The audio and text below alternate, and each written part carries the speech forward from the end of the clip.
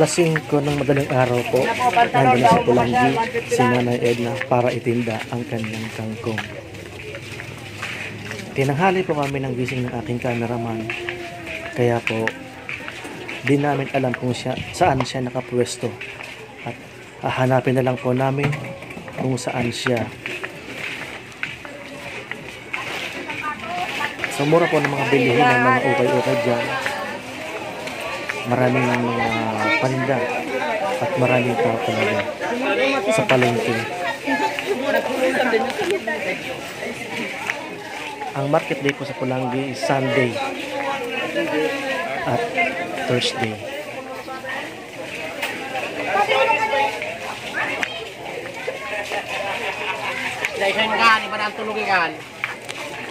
So di pa namin mahanap dyan si Nana Edna. So tuloy lang po kami sa paghahanap at paglalakad.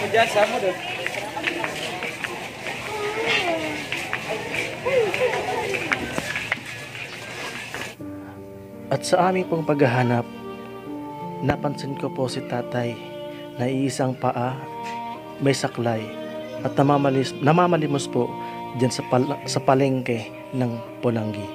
So nilapitan ko po at tinanong ko po kung anong pangalan niya at kung tagasan po siya. Ang sabi po ni tatay, siya po daw ay si Jonel Bolinaw, na taga Pintor, Pulangi, Albay. Mag-isa po siya na sa bahay, wala po siyang kasama. So siya po ang next target namin na pupuntahan at hahanapin po namin siya sa Pintor.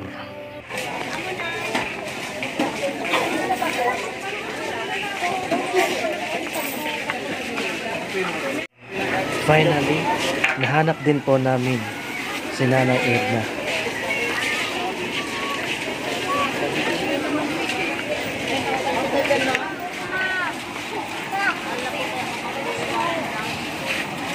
Yan mga katabang, nandiyan si Nanay Edna. Tara, lapitan natin.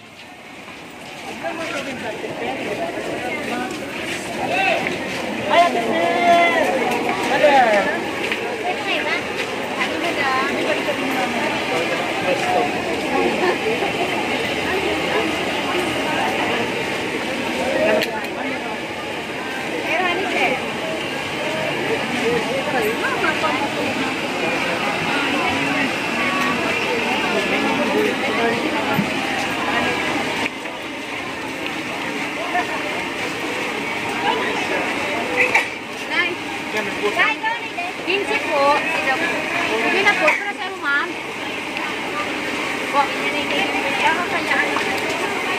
Buko kan, ma'am. Burak sa kaparabagan. Para sa'yo, ma'am. Para sa'yo, madam.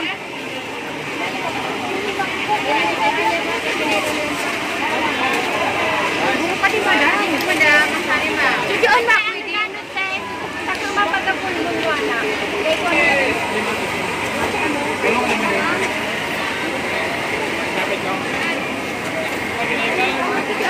Yan mga katabang, may mga suki po si Nanay Edna.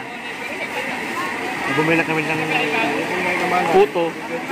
Pag-inilig ang tubig. Tumalibong. Beautiful! Yes! Yan, may mga ano na po si Nanay dito. Parokyano sa Pulangi.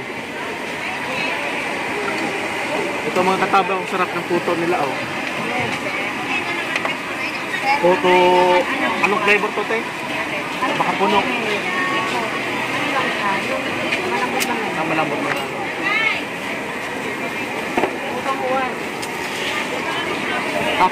Puto ng uwas.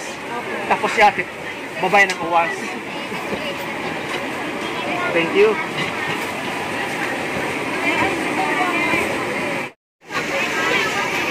Dito pala mga kataba, 20 pesos na ang benta ni Nanay Edna. Dito po 10 piso. So, may mga ano na rin sa dito, mga piano sa Pulangi. So kahit pa paano po, meron si Nanay pambili ng bigas para sa araw-araw. So yan mga Pulangi dito sa mga kakapanood dito sa sana po dito kayo bumili kay Nanay Edna. Market day po dito. Sunday to Thursday po. Nandito siya lagi. Dito na ng kampo.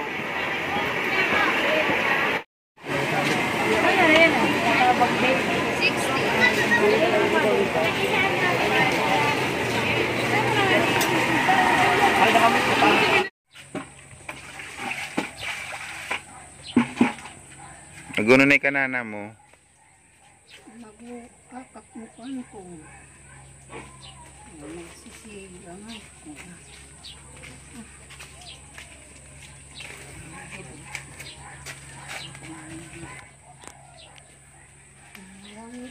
Brown out. Sa sampangan. O sa balkon. Pwede na.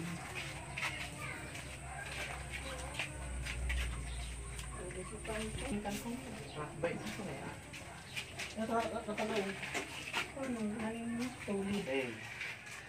So mga katabang, andito naman kami ulit kay Nanay Edna para ihatid ang ayuda para ngayong Pasko. Meron pang Noche Buena si Nanay Edna. So pasalamat kami sa aming napaka-generous na sponsor na from Dubai. Ayaw po magpa-mention ng pangalan. So ito po yung pamasko ng ating taga Dubai kay Nanay Edna. Nanay, pasalamat po tayo sa ating sponsor na taga nasa ibang bansa OFW. Hindi ko man ikakilala. Salamat sa binigay mo sa aking tulong, sa aking kabuhayan, sa araw-araw. Salamat po. Kahit hindi ko kilala, nagpapasalamat ako sa iyo. Talagang salamat sa iyo na binigay mo sa akin ito. Ngayon, bahala na sa iyo ng Panginoon para makabigay pa ka sa lahat ng gusto mong bibigyan. Salamat po. So ngayon po, nakakatuwa kasi ngayong Pasko po, kay meron man lang po mapag-anuan si Nanay Edna ngayong Pasko. Meron po dyan spaghetti, may noodles po dyan, may dilata po dyan. Yung kailangan po niya dito sa loob ng bahay ay meron po. So napansin ko lang po, mayroon si Nanay na kangkong nakatilaog. Para daw po yung kangkong ay yung muko kailangan tuwid pa rin. Ibebenta niya po yan bukas kasi market day sa Pulangi. So dadayo siya doon para doon niya ibenta. Linggo ang market day sa Pulangi. So ngayon Nanay, kumusta po yung kamay niyo? Okay na po? Okay naman. Medyo okay na. Pero ano po, hindi ka tulad dito. Hindi pa nakagaganon, galaw-galaw rin. Pero ito, kakagalaw. Ito, hindi pa Parang masyado. namamanhid na po. Opo, Pero talagang di po kayo high blood. hindi. Talagang ganun talaga na. O yung maga pa rin. Maga pa rin. Yan mga katabang, maga pa rin, no? Pero po, hindi po masakit. Masakit pa. Masakit. Kaya- Kahit po nagtitik ng gamot, wala pa yung ininom na gamot. Wala na, naubos na. Ano po yung ano yung gamot? Oo, antibiotic. Ay antibiotic. Ubos na yun. So kahit pala masakit, kailangan mangangkong, no? Opo, mayroong pagkain. Mm-mm. Kaya kung hindi ka mangunuha, wala kang pagkain. Walang pagkain. So yun ang pinabubuhay nyo, pangunguha ng tanggong sa araw-araw. Ano po yun? Araw-araw po. Hindi naman. Bukas hindi. Tayo titinda ko. Pag Martes naman, itinda ko sa Namamasay naman po kayo. pero basta hindi ko pagkasa. Diyan sa market, sa Libon. Man, yan Sabado. Dapat ka pumunta. Oo. Bukas, ititinda ko na. So, ang ginagawa pala mga katabang ni Nanay Edna, ngayong araw nangunguha ng kangkong, tapos bukas po ibebenta. So, kailangan, ang diskarte po, pataob. Nakataob po yan. Pero kangkong yan. Oo. Pakita rin yung kangkong yan. Ito po kangkong, nakataob. Ay, di pa nakatali. Di pa. Ah, Tataliin pa. di pa nakatali. So, kailangan pang linisin yan. Pero po, nakataob siya. At least meron na siyang produkto ng kangkong na may bibenta para magawang pera. Pambili ng ulam. Pangbili daw ng ulam, pangbili ng bigas. Yan po ang kinabubuhay ng ating si Nanay Edna. So, muli po, nagpapasalamat kami sa aming sponsor na OFW na nasa Dubai ngayon. So, hindi ka man po kilala ng ating beneficiary, sobra pong nagpapasalamat kasi meron pa siyang makakain ngayong Kapaskuhan. So, wala pong boundary sa pagtulong. Walang mahirap, walang mayaman. Basta galing po sa puso ang pagtulong. So, nakakatuwa po kasi nangingibabaw pa rin yung pagmamahal sa kapwa. Maraming salamat po sa mga may mga ginantuang puso na handang tumulong sa kapwa na katulad po ng kalagayan ng ating beneficiary at sa katulad po ng mga tinutulungan po ni Katabang Dave. Diyos na po ang bahala sa mga tao pong may pagmamahal sa kapwa. At sana po mangibabaw lalo ang pagmamahal sa ating lahat.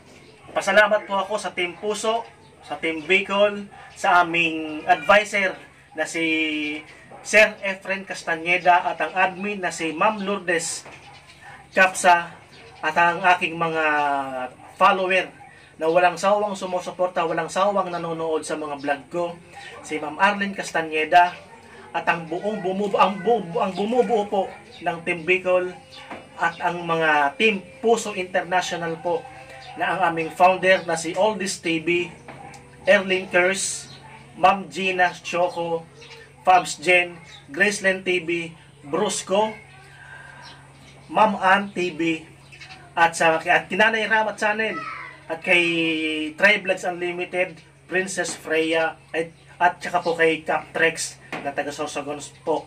Di ko po maisa-isa kayong lahat kasi yung iba po medyo nakakalimutan ko, di ko dala ang lista. So, maraming salamat po. Basta po buong puso, ako nagpapasalamat sa inyo. Ang buong team, puso at saka ang buong pwersa ng Team Bicol.